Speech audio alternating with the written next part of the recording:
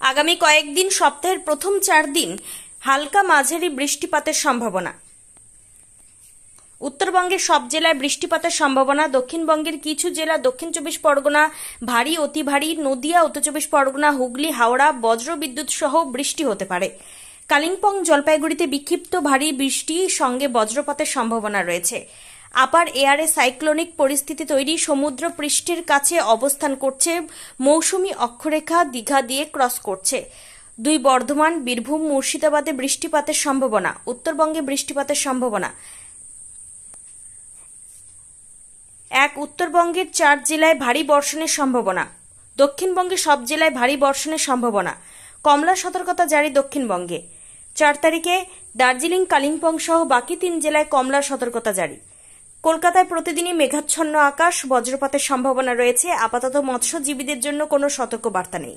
কলকাতার তাপমাত্রা 30 থেকে 32 ডিগ্রি। দক্ষিণবঙ্গে রেইনফল 77 মিলিমিটার ক্যানিংয়ে রয়েছে।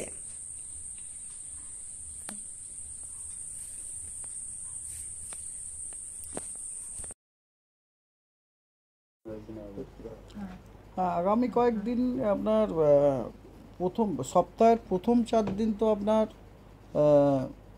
তার আগে আপনাদেরকে আমি সিনপটিক সিচুয়েশনগুলো একটু জানাই। প্রথম হচ্ছে একটা আপার এয়ারে একটা সাইক্লোনিক সার্কুলেশন আছে। সেই সাইক্লোনিক সার্কুলেশনটি আজকে অবস্থান করছে নর্থ ওয়েস্ট বে অফ বেঙ্গল, মানে উত্তর পশ্চিম বঙ্গোপসাগর এবং তার সংলগ্ন গাঙ্গেয় পশ্চিমবঙ্গ এবং উড়িষ্যা কোস্টের। এবং এই যে আপার এয়ারের যে সাইক্লোনিক সার্কুলেশনটি, এটি সমুদ্রপৃষ্ঠ থেকে 1.5 কিলোমিটার থেকে সমুদ্রপৃষ্ঠ থেকে 5.8 কিলোমিটার এই যে লেয়ারটা, এই লেয়ারটাতে দেখা যাচ্ছে, কিন্তু সারফেসে কিন্তু কিচ্ছু নেই। ঠিক আছে, সারফেসে কিচ্ছু নেই।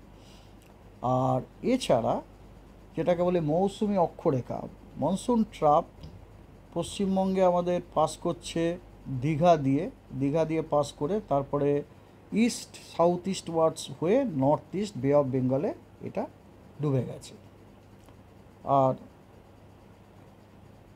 আর আপনার এই কারণে, মানে এই সিনপটিক সিচুয়েশনের জন্য সপ্তাহের প্রথম 3 দিন, মানে আজ, কাল এবং পরশু, এই 3 দিন পশ্চিমবঙ্গের প্রত্যেকটা জেলারই অধিকাংশ স্থানে হালকা এবং মাঝারি বৃষ্টিপাত হওয়ার সম্ভাবনা রয়েছে।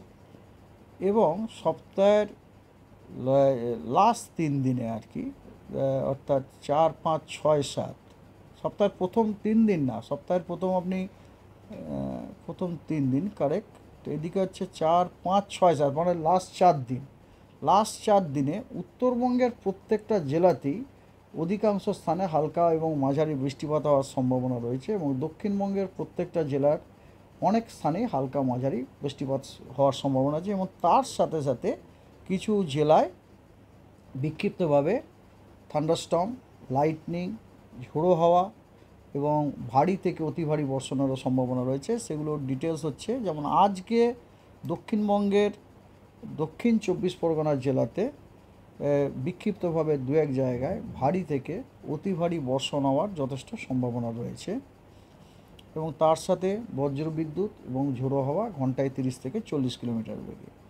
এটা ছাড়া নদিয়া, উত্তর 24 পরগনা, হুগলি, হাওড়া, কলকাতা, পূর্ব মেদিনীপুর, পশ্চিম মেদিনীপুর, বাঁকুড়া, এই জেলাগুলোতেও কিন্তু বিক্ষিপ্তভাবে 2-1 জায়গায় থান্ডারস্টর্ম, লাইটনিং এবং ভারী বৃষ্টিপাত হওয়ার সম্ভাবনা আছে।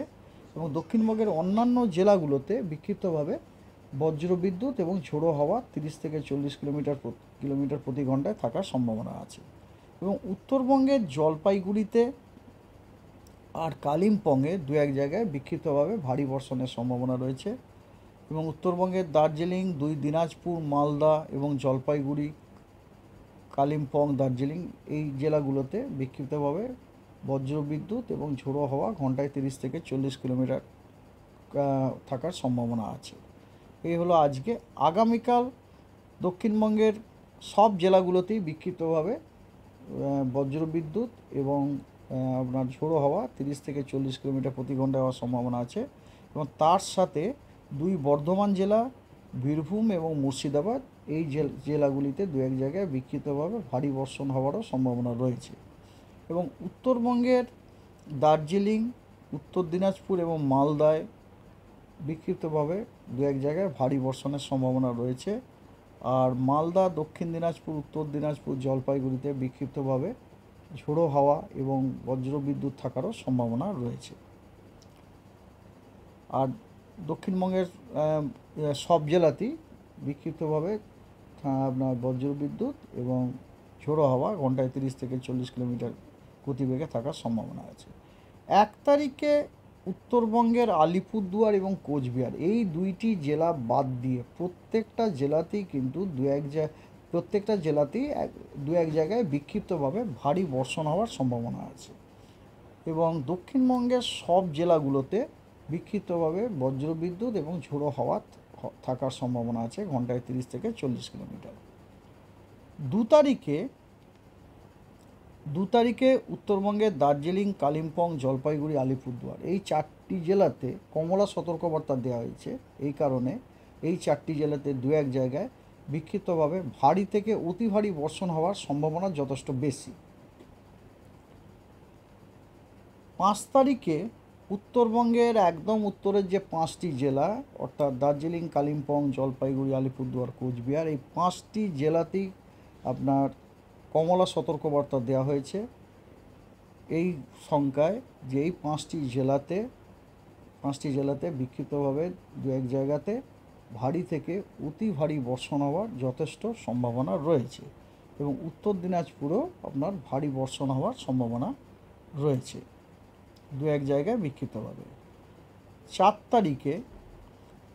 তারিখে উত্তরবঙ্গের Darjeeling, Kalimpong, Jalpaiguri, Alipurduar, Cooch Behar condition is same as 3 অর্থাৎ 4 তারিখেও এই জেলাগুলোতে কমলা সতর্কবার্তা দেওয়া হয়েছে।